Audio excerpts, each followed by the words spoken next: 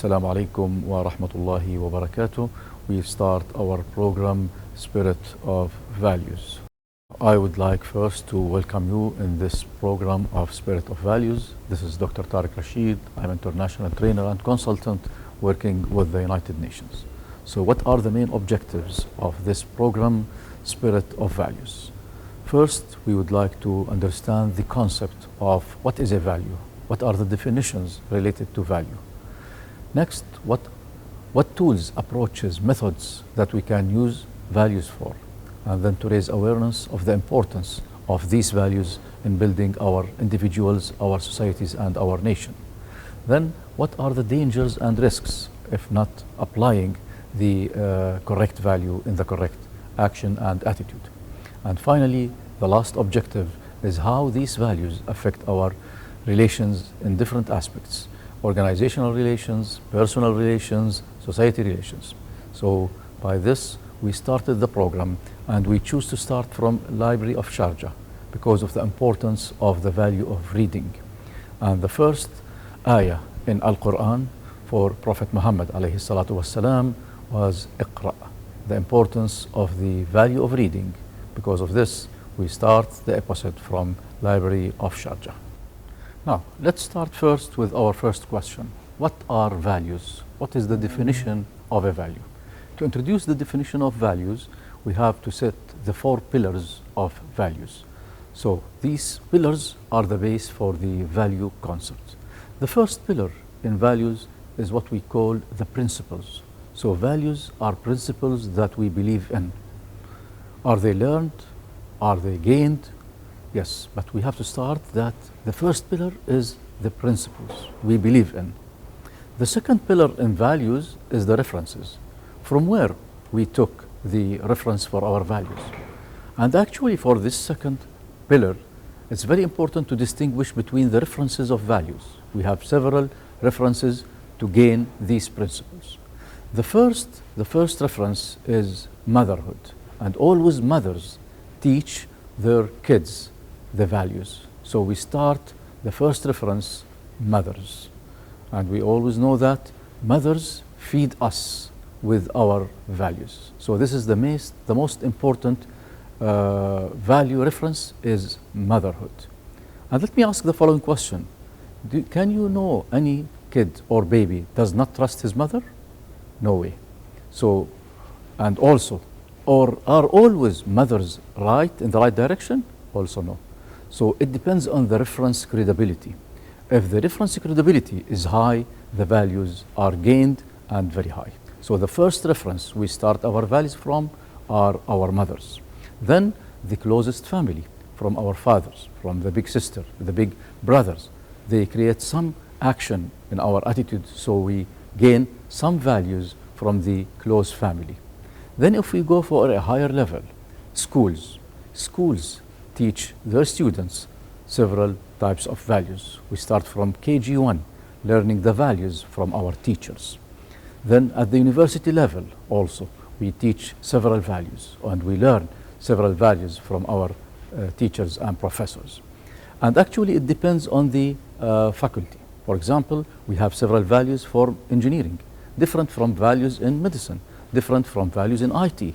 So values are depending on the type of field or industry you are in. For example, one of the most important values in medicine is care, while, for example, in police, security.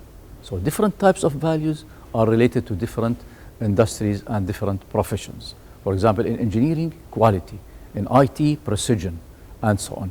In law, you go for justice. So this is a very important reference. Then, once we start our working life, we gain the values from the organizations. And in strategic planning, always in any organization, you can find a set of values. These are a reference for all the employees, the management, the supervisors. Then the society will give us several values. So you can find, for example, the Egyptian society is different from its value than the Emirates society, than the Indian society. So there are what we call societal values. If we go for a higher level, we go for the culture. So we have cultural values. The Eastern culture is different in its values than Western culture. Then if we go for higher level, religion. Religion is a main basic reference for all values. And for the highest level is the humanity, in which we go for humanitarian values. So this is the second pillar, which is references for our values. It depends on the reference. The credibility of the reference will create the third pillar of the values, decision. Once we taught or we learn the principles from a reference, we start applying in our decisions. So the third pillar in values, take it as a reference for your decisions in life, for your choices in life. And what is the fourth pillar? It's the action or the attitude reflected from our decision. So by this, we have the four main pillars for a value.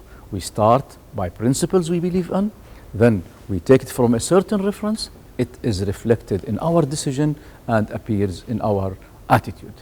Those are the main important pillars to start the values in our life. Values are always interconnected, and these four pillars are highly interrelated and interconnected. The first two pillars are the knowledge base for the values, which are the principles and the references. But again, we have also the action base, which are the second two pillars, the reference for decision as well as the action. So we have a knowledge base and an action base for our values. Why values are important? The importance of values, they are related to our decisions and choices in life. They are actually the compass of our decisions. They are the compass for our direction and choices in life. Alice in the Wonder World, in one of her journeys with the rabbit with her, she reached an intersection. And then she asked the rabbit, shall I go to the right or to the left? The rabbit asked her, Alice, where are you going? She said, actually, I don't know. So the rabbit answered, so either, if you don't know, either you go right or left, it does not make any difference. Because of this, the compass is always very important. Values is a compass for all our decisions in life. And always there is a very important question. Which is more important? Clock or compass? The watch or the compass? Although it is a misleading question, but always the compass should be the first. Because what is the advantage of moving quickly without having a direction? First, we start the direction, then time counts. Because of this, values are showing us direction in our lives. And always they said that values are like an iceberg. You know, an iceberg, we have a lot of huge amount under the water, then we have a small amount above the water. The first two pillars are hidden, which are the principles, the references that we create and we take our values from. It's hidden, but they are always appear in our attitude. Our attitudes reflect our values in life. It's an iceberg. Always relate your values to your beliefs and principles. And always we ask a question. How much do values affect our lives? Whenever you have a choice, for example, in one of the human resource conferences, and why I was a keynote speaker, I asked the following questions for HR managers. Would you recruit an employee with very high, smart, technical skills, but unethical attitude? Or would you recruit an ethical employee, but does not know anything about the job? What do you think? Whom would you recruit for a job? Smart, highly technical, but no ethics, no values? Or would you recruit an employee who is very value-oriented, but does not know anything still about the job? That's a question. And always I have a debate in this question. Some managers say I will go for the smart guy, but I will watch him and start directing his direction or her direction. Others would go with the value-based people, then I will train them. And actually, we should go with the second employee. I need ethical attitudes. I need ethical employees. Then I can give them the skills through training and they can learn it by application. So always let values be the compass for your decision in life. One important note: values are not words written on a website or just words that we read it or just we say that I care for you. No. Always values are action. Show it to me. I should feel the care. So always values should be reflected in attitude. Another most important question is, what is the difference between ethics and values? And sometimes people cannot differentiate between values and ethics. Values are the big umbrella, but ethic is a description of the action of a value. For example, if we take the value of cooperation, we can go for an ethical cooperation or non-ethical operation. In Surah Al-Ma'idah, وَتَعَاوَنُوا عَلَى الْبِرِّ وَالتَّقْوَى وَلَا تَعَاوَنُوا عَلى الْإِثْمِ وَالْعُدْوَانِ. It's cooperation, but we can cooperate in an ethical attitude, so it is a positive impact for us and our society, or we can cooperate in a negative attitude for bad issues. So always ethics are a description of the attitude, but values are the highest large umbrella. We have to differentiate between these two concepts. Also, values are classified into two types. We have a operational type of values, but we have an attitude type of values. For example, operational values: creativity, quality, innovation, continuous improvement, precision, professionalism. All of these are values related to an operation, but there is a bigger level that values also could be reflected in attitude and in humanity. We have, for example, honesty, transparency, justice. So we have to differentiate between operational values as well as to differentiate with what we call attitudinal values. Is there a relation between values? Yes, there is what we call a result chain value concept. Always values are interrelated and interconnected in a result chain, in a series of what we call stepstone concept. For example, modesty will enhance acceptance, will enhance appreciation, will promote respect, will promote, for example, happiness. Because of this, always we have a series of values interconnected. And there is a very important question. For example, is there a hierarchy between values? Are there higher order values, lower order values? Yes, there is a very high level of values, and we have always to compare which is more important. The highest values are the most very effective values in our life. For example, if I ask, would you go for respect or love? Which is more important, respect or love? Another misleading question. Some people will tell, no, respect is more important than love. But if I love you, sure, I respect you. But I may respect you, but I don't love you. The idea is the higher level of the value, it will include the lower value in the rank. So always love a very high level of value. Again, if I love you, sure, I respect you. But not necessarily if I respect you, I should love you. Happiness is one of the highest level values. For example, satisfaction or happiness? No, happiness is a high level value. If I am satisfied, for sure, I may be happy or not.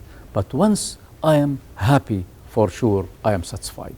And this is what we call the ranking of values with higher level and lower level. Because of this, we have to understand then the series and the chain result of values, the ranking of values, the importance of our values in our lives, in our decision. So our first episode is the definition of the value, the 4 pillars of the values, as well as how we apply it in our decisions, in our attitudes. Remember, it's an iceberg for our lives, should be reflected in operation as well as in our attitudes. This is the concept of values. For next episodes, we will start discussing the importance of several values, how management is related, how leadership is related to values, and how they affect our life and our relations. Just an introduction, we have 5 levels of relations. We have a personal relation, we have a organizational relation, we have a family relation, we have a society relation and a spiritual relation. Now, what is the relation between all these values and trust? Do you think trust is a value? When we say he or she is a trustworthy person, a trust is one of the highest values. But what are the inputs? When would I trust someone? Let me rephrase the question. When would you trust your manager? When would you trust your father? When would you trust people? And they found that the inputs for trust are what we call the two C's of trust: competency and credibility. Competency is reflected in operations, while transparency or credibility in attitudes. So if I would promote trust, you should have two C's in order to be trustworthy: competent for the position, competent for the job, competent for the operation, as well as you should be credible, honest, transparent. Once you have all these two, you are trustworthy. And if we go for Al-Quran, you'll find in Surah Al-Qasas, in Ayah 26, يا أبت استأجره إن خير من استأجرت القوي الأمين. And this is in the story of Prophet Musa alayhi salam. In Surah Yusuf, Al-Ayah 55, اجعلني على خزائن الأرض إني حفيظ عليم. So you can see that Al-Quran mentioned the two C's of trust. Once in the Sayyidina Yusuf story with the Lord of Egypt, and the second with Prophet Musa alayhi salam with the two ladies. Always when you want to be a trustworthy, you should be competent again as well as credible. So once trust is there, it's one of the highest values we care for.